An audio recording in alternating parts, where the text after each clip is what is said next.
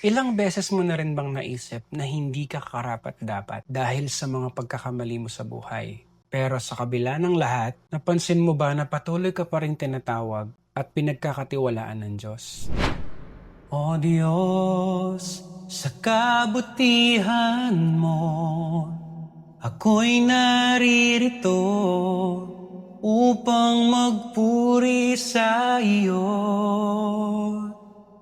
O Diyos, sa kabanalan mo, nalulugod ako, buhay ay iaalay ko.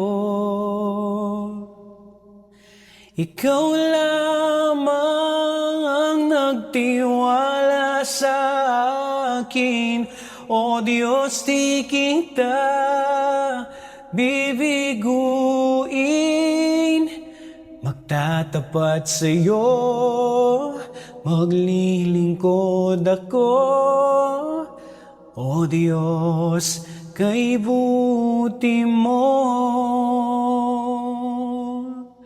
Ikaw lamang ang nagtiwala sa akin, O Diyos, di kita bibiguin.